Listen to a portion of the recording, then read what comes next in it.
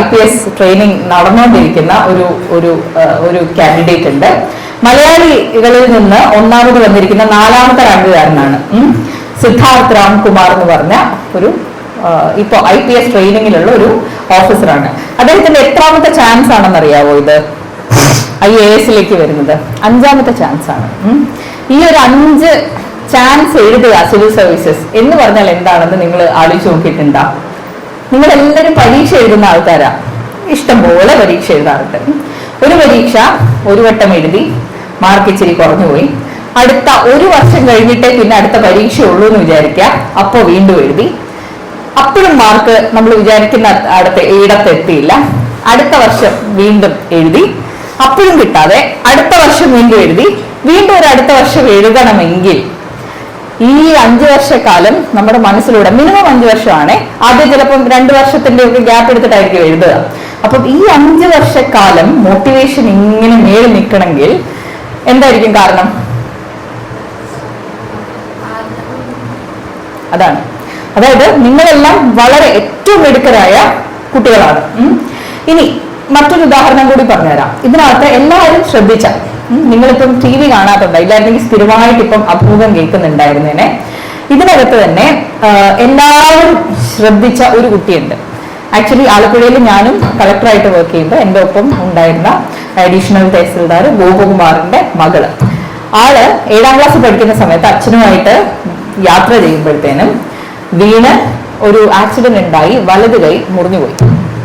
അപ്പോ ആ ഒരു അപകടത്തിനെ അതിജീവിച്ച് റൈറ്റ് ഹാൻഡഡ് ആയിരുന്ന കുട്ടി. പലരും ശരിക്കും നിങ്ങളിൽ എത്ര പേരുടെ ഇടത്തെ കഴിച്ച് എഴുതുന്ന ആൾക്കാര്? ഒരാളുണ്ട്. ശരി, പലർക്കും ശരിക്കും ഏറ്റവും കൂടുതൽ സൗകര്യം വലത് വെച്ച് എഴുതുന്നതായിരിക്കും, ചിലർക്ക് എന്നാൽ ഇടത് വെച്ച് എഴുതുന്നതായിരിക്കും. ഈ ആൾക്ക് പാർവതി എന്ന് പറഞ്ഞ ഈ കുട്ടിക്ക് വലത്തെ കൈ തന്നെയായിരുന്നു കൂടുതൽ സൗകര്യമുള്ള, അതായത് ഞാനും ഒക്കെ എഴുതുന്നത് പോലെ എഴുതിക്കൊണ്ടിരുന്ന കുട്ടിയാണ്. വലത്ത് കൈ നഷ്ടപ്പെട്ടപ്പോഴത്തേനും എന്ത് ചെയ്യേണ്ടി വന്നു? ഇടത് കൈ വെച്ച് പരീക്ഷ കാര്യങ്ങളെല്ലാം എഴുതി, ആൽഫബറ്റ്സ് എഴുതി പഠിച്ച് ഒടുവിൽ സിവിൽ സർവീസസിലേക്ക് ബാക്കി എല്ലാവരും 3 മണിക്കൂർ എഴുതുമ്പോഴത്തേനും 4 മണിക്കൂർ രാവിലെ 4 മണിക്കൂർ ഉച്ചയ്ക്ക് എന്നിങ്ങനെ ഇരുന്ന് പരീക്ഷ എഴുതി 282ാം റാങ്കിൽ എത്തിയ ഒരു മിടുക്കി കുട്ടിയുണ്ട് പാർവതി. അപ്പോ 7ാം ക്ലാസ്സിൽ വെച്ച് ഒരു അപകടം ഉണ്ടായി, ഒരു പക്ഷെ എഴുതാൻ പറ്റുമോ ഇല്ലയോ എന്ന് പകച്ചു നിൽക്കുന്ന ഒരു സമയത്ത് പാർവതി അങ്ങനെ നിന്നിരുന്നെങ്കിൽ ഇന്ന് ഈ പാർവതി എന്ന് പറഞ്ഞ പേര് നമ്മൾ ആരെങ്കിലും അറിയുമായിരുന്നോ?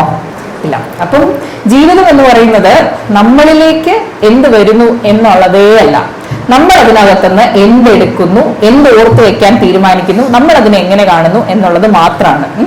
അപ്പോൾ ഏറ്റവും മിടുക്കരായ നിങ്ങളെല്ലാം ഈ ഒരു പാഠം മനസ്സിൽ വെച്ചോണം. കാരണം എല്ലാ സ്റ്റഡീസും നിങ്ങളിപ്പോൾ എഫിഷ്യൻസി അല്ലെങ്കിൽ ഒരാള് എത്ര ഭംഗിയായിട്ട് ജോലി ചെയ്യുന്നു, അല്ലെങ്കിൽ എത്ര ഭംഗിയായിട്ട് പഠിക്കുന്നു, എത്ര ഭംഗിയായിട്ട് അയാളുടെ പ്രവർത്തന മേഖലയിൽ പെരുമാറുന്നു എന്നുള്ള കാര്യം എടുത്തു നോക്കിയാൽ ടാലന്റ് അല്ലെങ്കിൽ ഇൻബോൺ ടാലന്റ് എന്ന് പറയുന്നതിന് തീർച്ചയായിട്ടും ഒരു 10%, ഒരു 15% ഒക്കെ കോൺട്രിബ്യൂഷൻ ഉണ്ടാവും.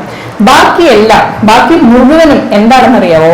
ഗ്രിറ്റ് എന്ന് പറയുന്ന ഒരു പരിപാടി ഉണ്ട്. അതായത് എത്രത്തോളം തീവ്രമായിട്ട് നമുക്കൊരു കാര്യം വേണമെന്ന് തോന്നുന്നു, എത്രത്തോളം ഇന്റൻസിറ്റിയോടെ നമ്മൾ ഒരു കാര്യത്തിനകത്തോട്ട് ഇൻവോൾവ് ചെയ്യുന്നു, ഇതൊക്കെ എത്രത്തോളം നമ്മളെ ഒരു കോസിനായിട്ട്, നമ്മുടെ ആഗ്രഹത്തിലേക്ക് അല്ലെങ്കിൽ ഒരു പർപ്പസിനായിട്ട് ഡെഡിക്കേറ്റ് ചെയ്യുന്നു എന്നുള്ളതനുസരിച്ചിരിക്കും എത്ര ഇന്റൻസിറ്റിയോടെ നമുക്ക് അതിന് റിസൾട്ട് കിട്ടും എന്നുള്ളത്. അപ്പോൾ നിങ്ങളോടും എനിക്ക് പറയാനുള്ളത് അതേ ഉള്ളൂ. ഞാനിപ്പോൾ ഓരോരുത്തരുടെ അടുത്തായിട്ട് ചോദിക്കും നിങ്ങൾക്ക് എന്തൊക്കെയാവണം എന്നുള്ളത്. അപ്പൊ അതിനകത്ത് നിങ്ങൾ എന്ത് ഉത്തരം പറഞ്ഞാലും എനിക്ക് സന്തോഷമാണ്. പക്ഷെ വിടാതെ അതിന് പുറകെ നിൽക്കാൻ നിങ്ങൾ എല്ലാവരും തയ്യാറാവണം.